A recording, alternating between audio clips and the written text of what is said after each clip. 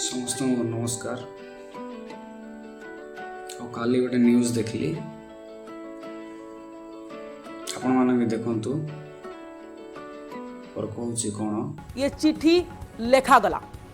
तो ये बड़ खबर जे हरिजन शब्दर व्यवहार हेबनी सरकारी और बेसरकारी अनुष्ठान को ये चिट्ठी तो देखले आपण माने जे आउ ऑफिशियल जगह रे जे कोनोसी जगह रे भी आउ हरिजन वर्ड यूज हो नहीं।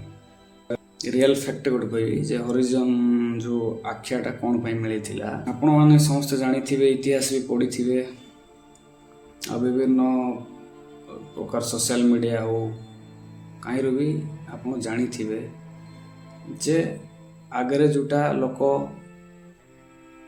अछूत भाव जो बंचुथिले समाज रे तांको अछूत बोली कहा जाउथिला ना तांको मंदिर रे प्रवेश थिला ना तांको पाठ पढ़वार अधिकार थिला ना अलग समाज रो लोक मानकर सहित बसवार अधिकार थिला तांकर किछि भी अधिकार नथिला।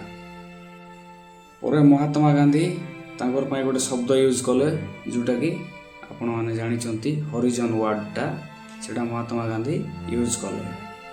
तांकर मानवा कथा जे हरिजन आख्या देले समाज रे लोक आपणाइबे आ सम्मान मिलिबो आ इज्जत रे बंचीबे। जेउथि पाई कि हरिजन आख्या देथिले हरिजन रो अर्थ होची हरिंकर जन। किंतु हमरो एससी नेता माने जो थिले से भितर हमर आपण माने जानि चंती बाबा साहेब भीमराव आंबेडकर से विरोध करथिले हरिजन आख्या को।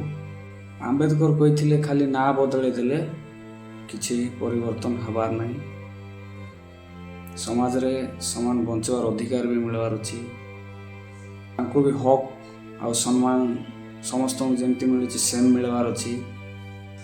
बाबा साहब एमिति कहिथिले असली सम्मान तो सेते बेले मिलबो जेते बेले लोक मानकर सोच बदलिबो। खाली शब्द यूज कले हो नहीं जे हरिंकर लोक बोली जोटा कि लोक माने करबा को नाराज आउ करबे भी नहीं। तांके चाहिए सब बेले हम टॉप रे थिबो आ हमर जाति ऊपर थाओ हम बड़ होई थिबो, किंतु किछि फायदा नहीं चाहिए। गोटे कथा कहबी लास्ट को खाली ना बदले देले आ निजको बड़ जाति आमे बड़ बोली लोक को तळे करी जो कथा लोक माने कहउचंती आमे बड़ जाति ए छोट जाति खाली आ मनीष मनीष भलिया देखो आउ सेते बेले जे तुम गोटे बड़ जाति हे पारो बड़ मनीष भी हे पारो। खाली बड़ जाति हे गले कि बड़ लोक हो जाए नहीं आ सोच बढ़ी जाए नहीं।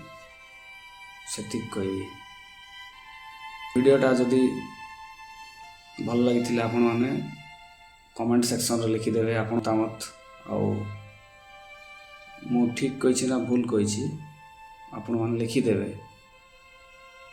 जय हिंद।